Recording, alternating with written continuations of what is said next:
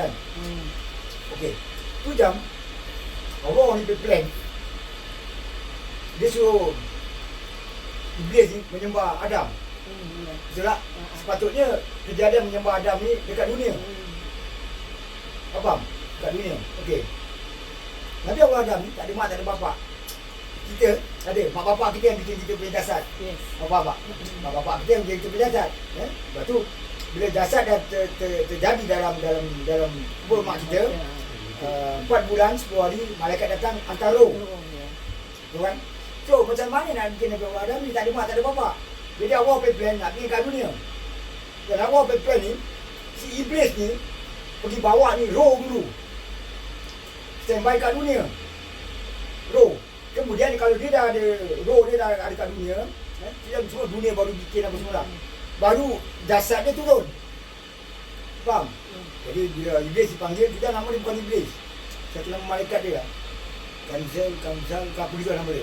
Kerana dia dilaknat tu dia panggil Iblis. Jadi Allah panggil menghadap dia. Buka tangan kau.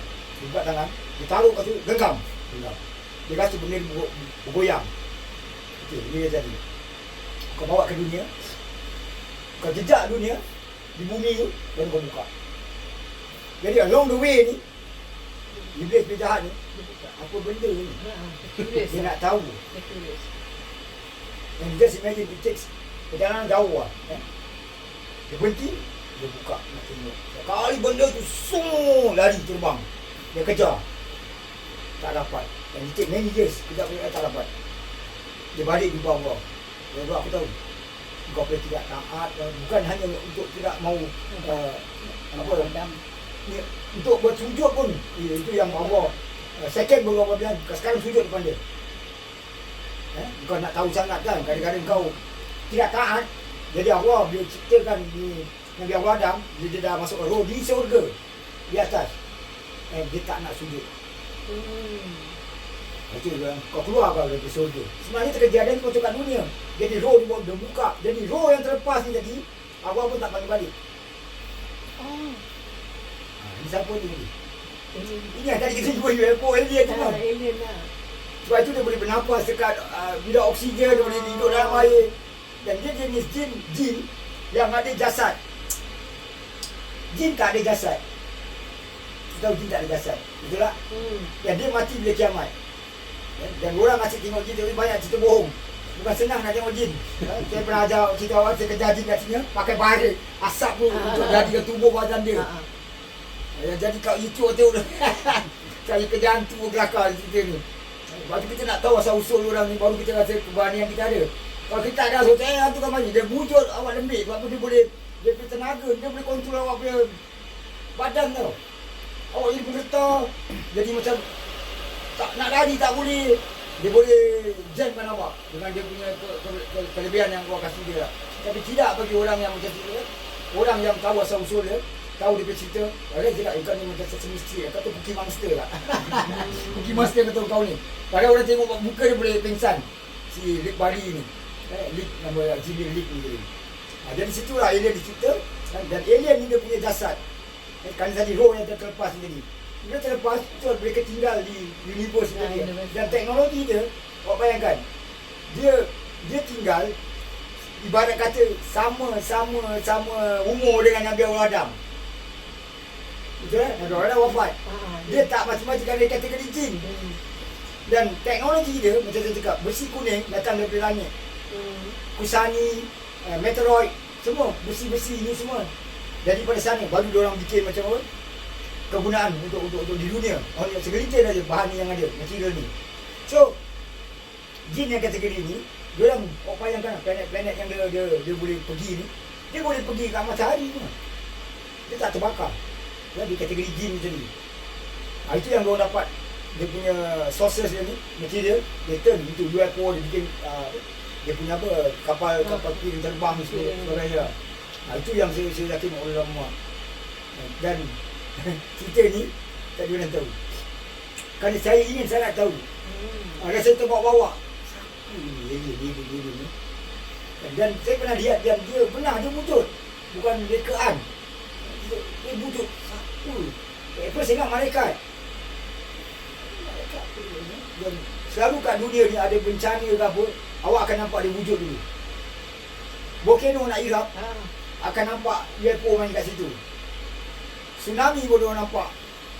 Jadi tak tahu tugas orang apa. Kalau jin dekat dunia ni memang nak bodoh-bodohkan manusia. Tapi dia punya tugas pak, saya tak tahu apa lah. Cuma saya tengok tiap kali ada bencana, dia nampak dia dulu. Pasti bagi saya dia anti manusia lah. Sebab apa manusia menghasilkan dunia ni. Terutama macam nuklear apa ni semua. Dia play certain role jugalah. Jin ni jadi. Saya pernah panggil dia, takkan datang pun. Saya pernah panggil, cuma saya cakap Allah, aku ingin jumpa ni alien, jin. Aku nak tanya satu sebenarnya. Pasal teknologi jugalah.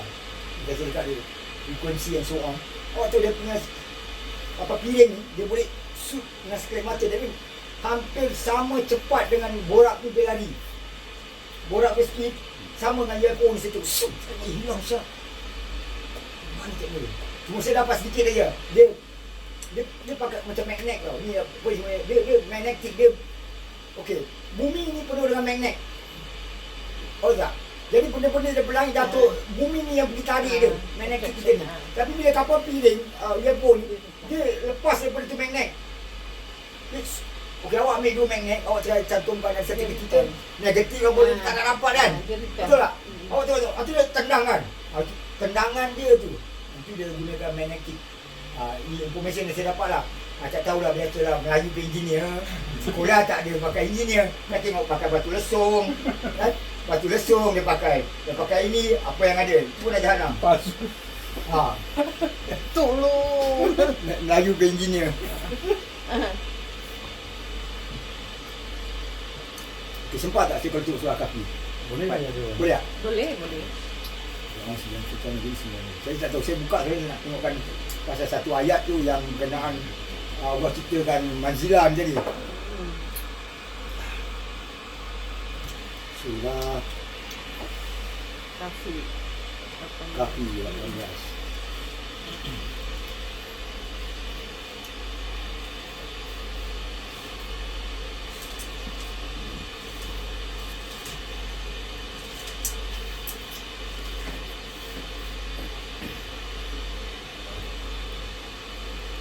Ayat berapa tu? 60.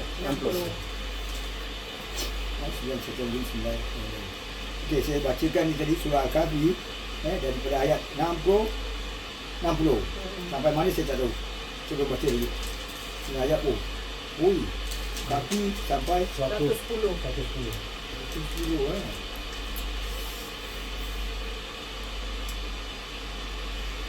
Dan ingatlah ketika Musa berkata kepada muridnya, aku tidak akan berhenti sebelum sampai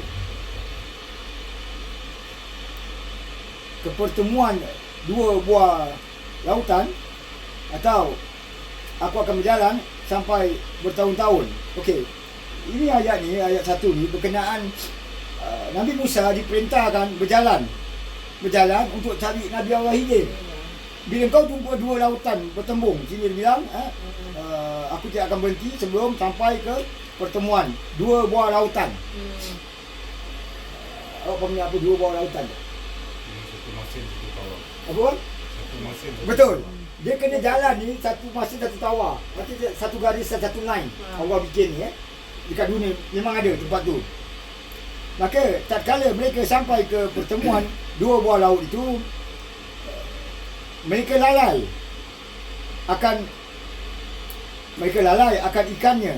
Lalu ikan itu melompat mengambil jalurnya ke laut itu. Berjadi gila kan orang baca ayat ni?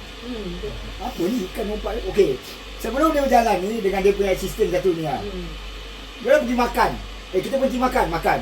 Dia makan separuh aja daripada daging ikan tu. Okey, kau simpan ni, kita jalan lagi. Okey, dia jalan lagi. Si yang assistant ni nampak ikan yang dah goreng dalam makan sahur, lompat pergi ke laut, lari. Dia nak bilang Nabi Allah Musa, dia takut. Apa mak? Lemak ikan lompat jalan. Sampai satu ketika, okey, kita makan. Ikan tak ada. Mana ikan aku? Ikan kau lompat. Kat mana lompat? Patah balik. Jadi situlah dia jumpa Nabi Allah Musa, Nabi Allah Khidir tunggu. Okey, si. Allah ni pun style juga. Dia kasih tanda untuk satu perkara. Asal kelalaian kau bodoh ke, kau miss, kau ambil tanda, habis, terlepas.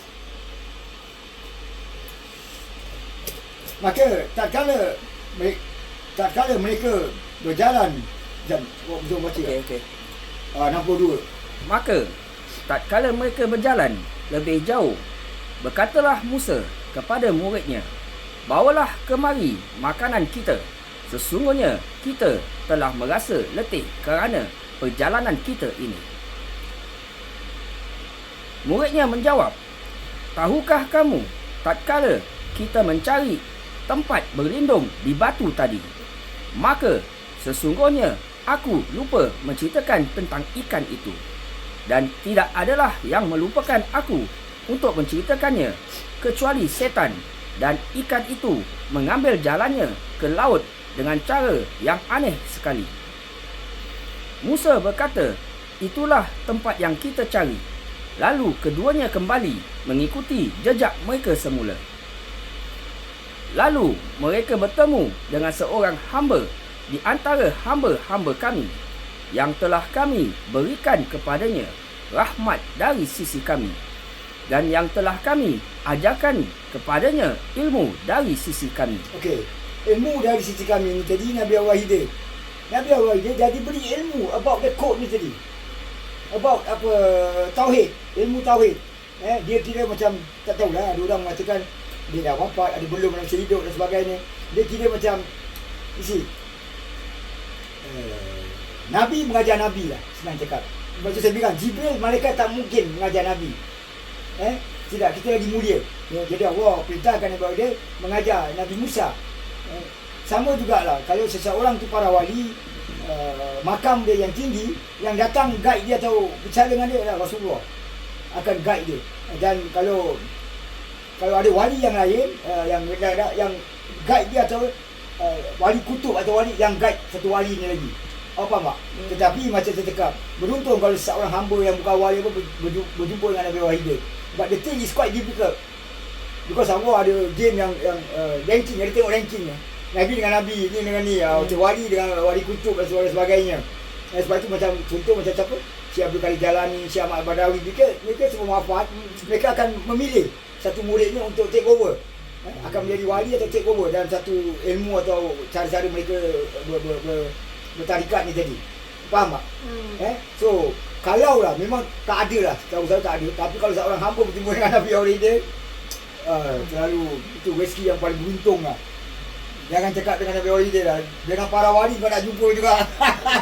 Kau pay umur mau dah nak separuh abad je, baru Allah izinkan. So not easy lah. Jadi apa? Musa berkata kepada Khidir, "Bolehkah aku mengikutimu supaya kamu mengajarkan kepadaku ilmu yang benar di antara ilmu-ilmu yang telah diajarkan kepadamu?" Okay, you see or not?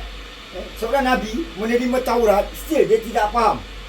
Dia nak kena belajar. So, dijumpakan dengan Abang ketemukan dia tadi dengan Nabi Wahid to guide him about the code. Sama tak awak orang nak belajar? Mana boleh awak cari, tak ada guru belajar kod ni. Awak mesti cari berguru. Ibarat kata saya ni guru awak, memang guru awak. Saya belajar kat mana? Awak cakap, saya siapa ajar saya ilmu ni?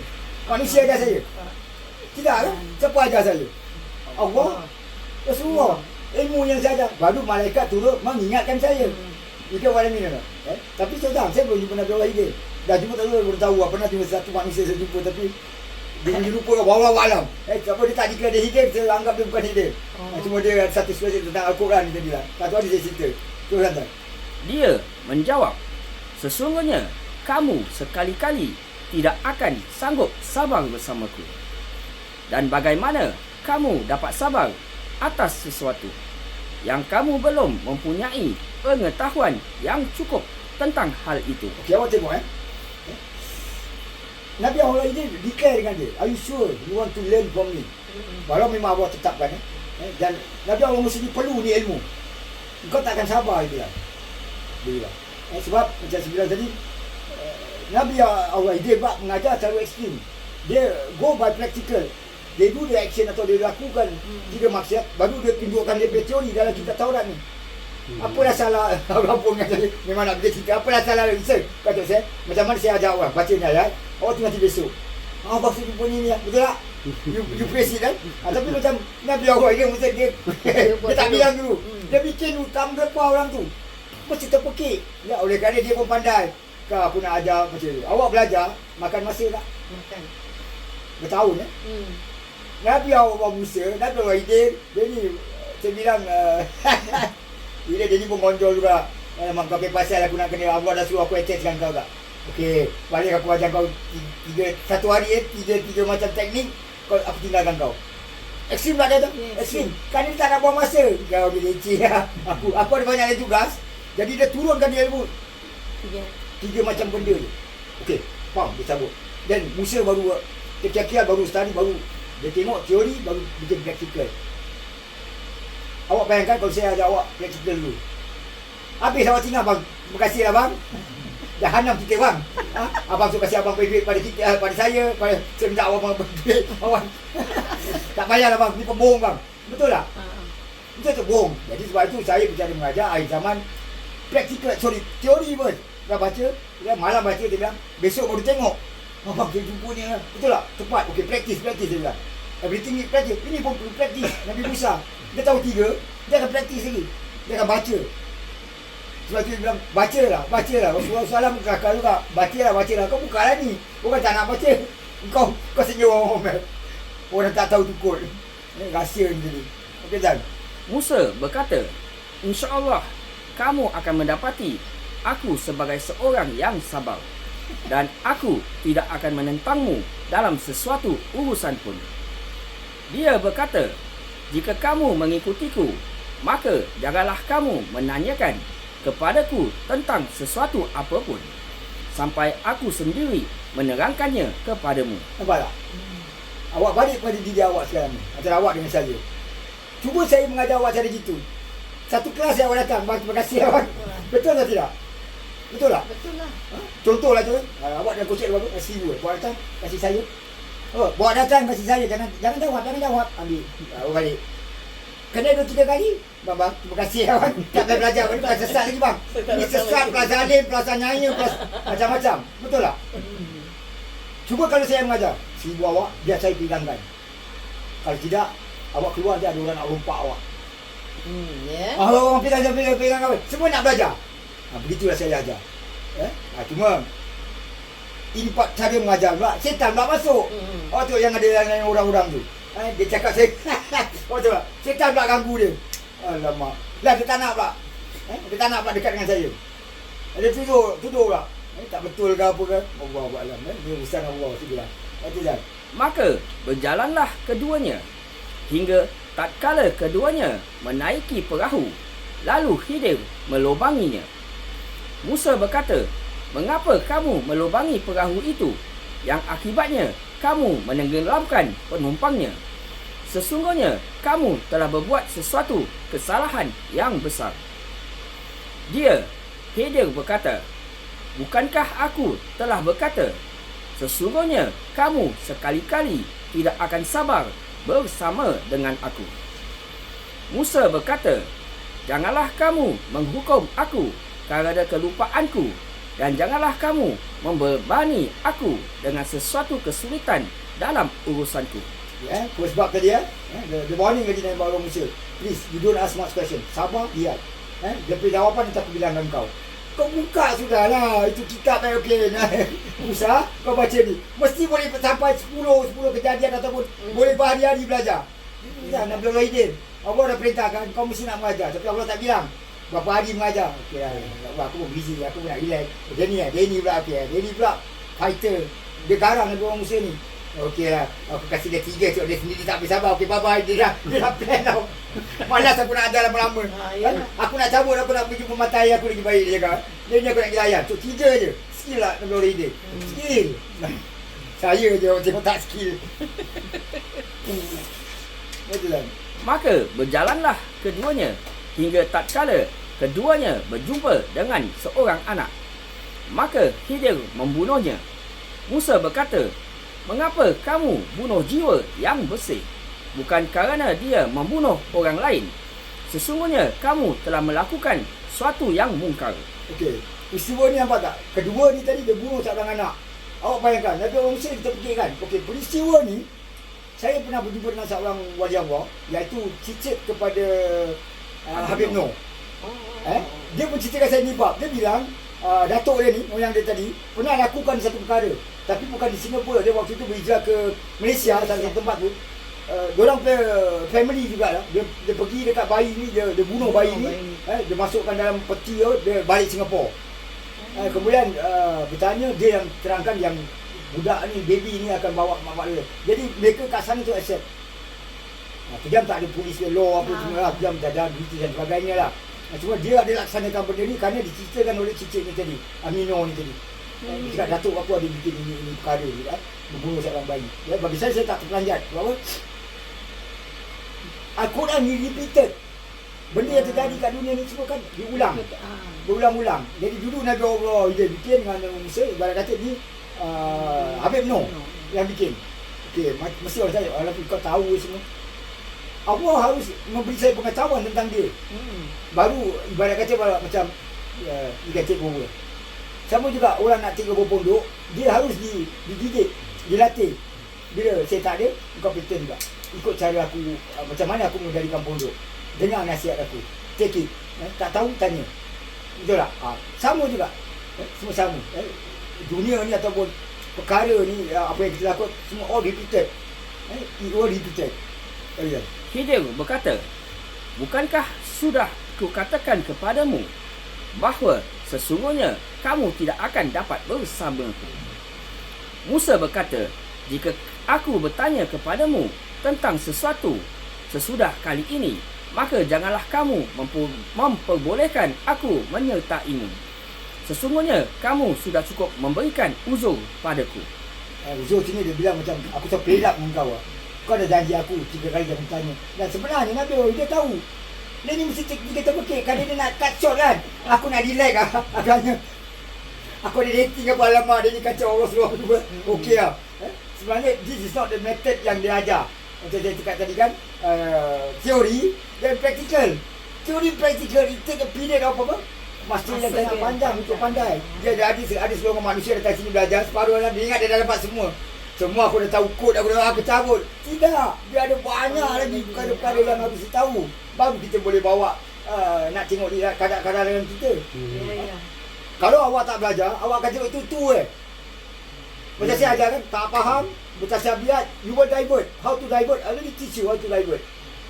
Berpandukan certain format. Betul tak? Okey, teruskan kan. Maka keduanya berjalan hingga tatkala keduanya sampai kepada penduduk suatu negeri. Mereka minta dijamu kepada penduduk negeri itu. Tetapi penduduk negeri itu tidak mahu menjamu mereka. Kemudian keduanya mendapatkan dalam negeri itu dinding rumah yang hampir roboh. Maka Khidir menegakkan dinding itu. Musa berkata, jika kamu mahu, nescaya kamu mengambil upah untuk itu. Khidir berkata, inilah perpisahan antara aku dengan kamu. Aku akan memberitahukan kepadamu tujuan perbuatan-perbuatan yang kamu tidak dapat sabar terhadapnya. Nampak tak? Orang tu dah ada 3 kali, dia masuk 3 kali terpekik. Baru selamat dia terpekik 3 kali kan. Sekarang aku tunjukkan kau. Bye-bye. Aku tunjukkan kau. Yang dia tunjukkan tu tadi kitab Taurat. Ni kau tengok ni. Allah berfirman. Bunuhlah budak ni atau bayi ni. Dia akan membawanya, maknya ke neraka. Kemudian kalau dia tunjukkan, mesti cerita panjang. Mau 3 hari. Ikut ni aku nak ajar dia 3 hari. 3 mahu dia pandai. Aku bikin shortcut lah. 3 kali kau jawab, kita cut. 3 kali betul-betul. Dia tahu mesti 3 kali. Manusia tak boleh apa? Sabar. Tak boleh kontrol, tak boleh sabar kan. Mesti lah smart ni Nabi Allah ide. Kita terus. Adapun bahtera itu adalah kepunyaan orang-orang miskin yang bekerja di laut. Dan aku bertujuan merosakkan bahtera itu kerana di hadapan mereka ada seorang raja yang merampas tiap-tiap bahtera. Dan adapun anak itu, maka kedua orang tuanya adalah orang-orang mukmin. Dan kami khawatir bahawa dia akan mendorong kedua orang tuanya itu kepada kesesatan dan kekafiran. Dan kami menghendaki supaya Tuhan mereka mengganti bagi mereka dengan anak lain yang lebih baik kesuciannya dari anaknya itu, dan lebih dalam kasih sayangnya kepada ibu bapanya.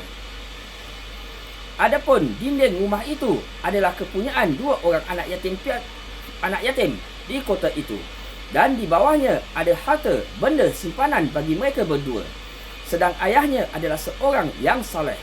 Maka Tuhanmu menghendaki agar supaya mereka sampai kepada kedewasaannya dan mengeluarkan simpanannya itu sebagai rahmat dari Tuhanmu, dan bukanlah aku melakukannya itu menurut kemahuanku sendiri.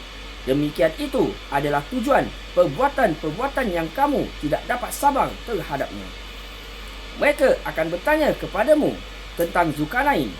Katakanlah, aku akan bacakan kepadamu cerita tentangnya. Sesungguhnya kami telah memberi kekuasaan kepadanya di muka bumi, dan kami telah memberikan kepadanya jalan untuk mencapai segala sesuatu. Maka dia pun menempuh suatu jalan. Nampak tak? Tiap-tiap Nabi ni, atau termasuk tadi Zulkarnain ni, diberi ilmu tentang kitab ni tadi. Waktu tu kitab Taurat. Kitab Taurat akan, okey, Al-Quran ni kalau awak kaji, dia Rasulullah punya cerita tak banyak. Satu aja, ibarat kata macam surah Muhammad ni tadi. Yang lain ni kalau tu Nabi Allah Musa, dia mengambil cerita tentang Nabi Allah Musa untuk jadikan kod juga. Awak faham tak? Faham Termasuk sini bilang Zulkarnain. Orang-orang yang ibarat kata orang-orang yang sukses atau orang yang bijak tentang ilmu ni, semuanya harus berpandukan dengan kitab. Isi tak? Kitab ni lah yang dari sekod.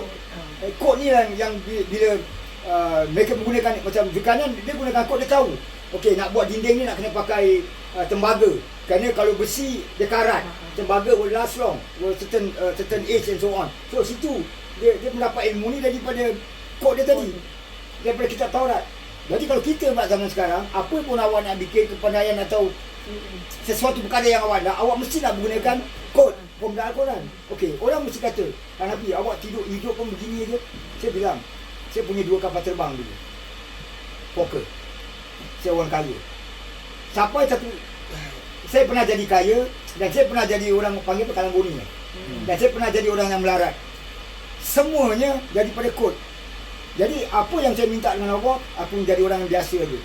That means, awak tengok, saya ada bisnes, betul? Bisnes saya ni pondok. Pondok ni, orang datang minta bantuan, ikhlas. Saya tak nak bisnes lagi. Apa faham tak? I don't want. Kerana bisnes dan kayanya saya lupa.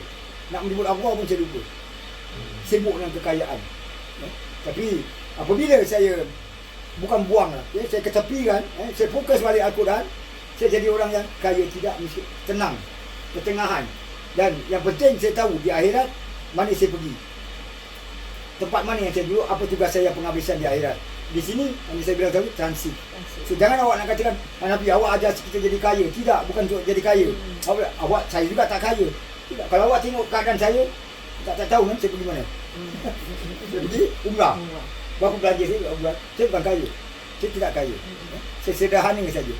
Tidak melarat lah hidup saya. Sentiasa Allah atur rezeki saya yang terbaik dengan berpandukan kod ni tadi. Kerana timing saya dah nak settle. Kata less than hand count, saya akan meninggalkan dunia ni. Maka itu saya sibuk. Siapa yang nak ambil alih tempat ni, kemudian saya sibuk. Siapa yang nak mandikan saya, siapa yang nak sembahyangkan saya, semua saya akan pilih. Mudah-mudahan yang terbaik untuk saya. Itu je saya punya ending. Saya fokus ke arah tu. Ngerti tak? Sebab apa? Kalau macam contoh lah, saya kasi contoh. Seseorang pergi jumpa dengan tukang telik, tukang tenung. Biasa pernah datang kat sini tukang tenung. Mari saya tengok awak punya tangan, awak kaya ke miskin? Dia tak tengok. Saya ketawakan dia.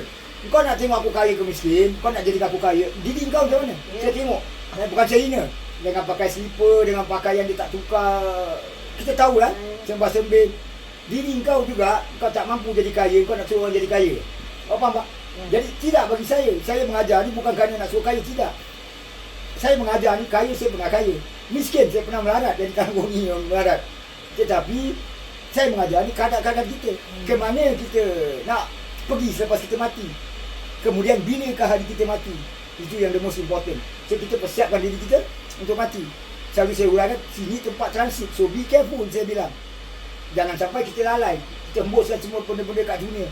Nanti kita balik akhirat kita kosong. Nauzubillah. So how we want to know, whether kita senang, kita dosa, kita apa, go back to the Al-Quran and see your code. Faham tak? Okey, teruskan lagi. Ini dia kasih contoh tentang Zulkarnain. Hingga apabila dia telah sampai ke tempat terbenam matahari, dia melihat matahari terbenam di dalam laut yang berlumpur hitam. Dan dia mendapati di situ segolongan umat. Kami berkata, hai Zulkarnain, kamu boleh menyeksa atau boleh berbuat kebaikan terhadap mereka. Berkata Zulkarnain, adapun orang yang aniaya, maka kami kelak akan mengazabnya. Kemudian dia dikembalikan kepada Tuhannya. Lalu Tuhan mengazabnya dengan azab yang tidak ada taranya. Adapun orang-orang yang beriman dan beramal soleh, maka baginya pahala yang terbaik sebagai balasan. Dan akan kami titahkan kepadanya perintah yang mudah dari perintah-perintah kami. Kemudian dia menempuh jalan yang lain. Hingga apabila dia telah sampai ke tempat terbit matahari sebelah timur, dia mendapati matahari itu menyinari segolongan umat yang kami tidak menjadikan bagi mereka sesuatu yang melindunginya dari cahaya matahari itu. Demikianlah, dan sesungguhnya ilmu kami meliputi segala apa yang ada padanya. Kemudian dia menempuh suatu jalan yang lain lagi. Hingga apabila dia telah sampai di antara dua buah gunung, dia mendapati di hadapan kedua bukit itu suatu kaum yang hampir tidak mengerti pembicaraan. Mereka berkata, hai Zulkarnain, sesungguhnya Ya'juj Ma'juj dan Ma'juj itu orang-orang yang membuat kerosakan di muka bumi. Maka dapatkah kami memberikan sesuatu pembayaran kepadamu, supaya kamu membuat dinding antara kami dan mereka? Zulkarnain berkata, apa yang telah dikuasakan oleh Tuhanku kepadaku terhadapnya adalah lebih baik. Maka tolonglah aku dengan kekuatan manusia dan alat-alat, agar aku membuatkan dinding antara kamu dan mereka. Berilah aku potongan-potongan besi, hingga apabila besi itu telah sama rata dengan kedua puncak gunung itu. Berkatalah Zulkarnain, tiuplah api itu, hingga apabila besi itu sudah menjadi merah seperti api. Dia pun berkata, berilah aku tembaga yang mendidih, agar aku tuangkan ke atas besi panas itu. Maka mereka tidak bisa mendakinya, dan mereka tidak bisa pula melobanginya. Zulkarnain berkata, ini dinding adalah rahmat dari Tuhanku. Maka apabila sudah datang janji Tuhanku, dia akan menjadikannya hancur luluh. Dan janji Tuhanku itu adalah benar. Kami biarkan mereka di hari itu bercampur aduk antara satu dengan yang lain. Kemudian ditiup lagi sangkakala. Lalu kami kumpulkan mereka itu semuanya. Dan kami nampakkan Jahanam pada hari itu kepada orang-orang kafir dengan jelas, iaitu orang-orang yang matanya dalam keadaan tertutup dari memperhatikan tanda-tanda kebesaranku, dan adalah mereka tidak sanggup mendengar. Okey, tanda-tanda ni tadi, tiap-tiap umat, tiap-tiap zaman, kitab ada. Termasuk juga Zulkarnain, mana dia tahu, ambil besi, ambil tembaga, semuanya ada dalam kitab dia.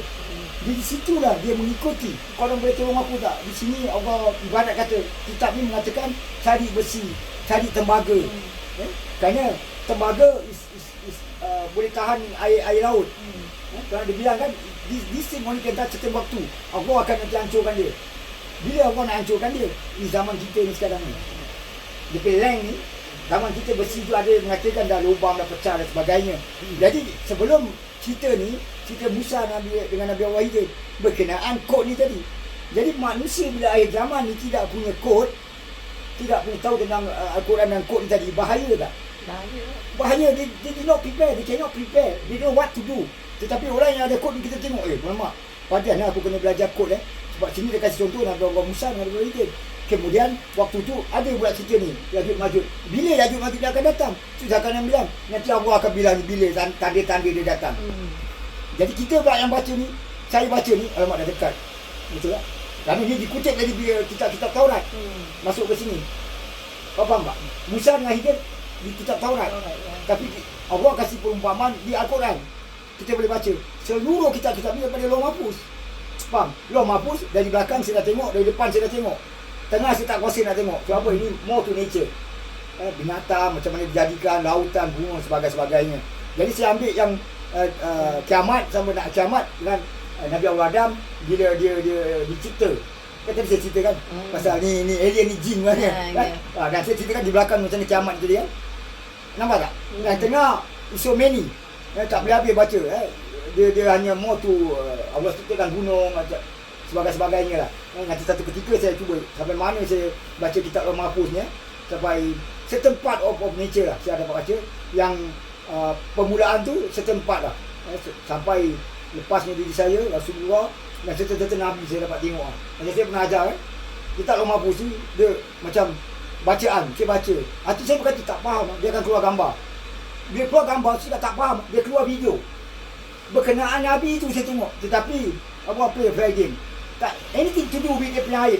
Contoh macam Allah tak suka kita melihat orang making love suami isteri. Habis perang dia. Sebab itu kalau seorang suami isteri dia nak bersatu dengan isteri dia, dengan suami dia, malaikat akan keluar dulu. Malaikat pun tak nak lihat. Yang ada dekat kita malaikat tak nak keluar. Okey, cara nak mendengar mereka keluar pun saya dapat melihat. Okey, rumah kita ada tingkap. Biasanya di dalam setiap tingkap.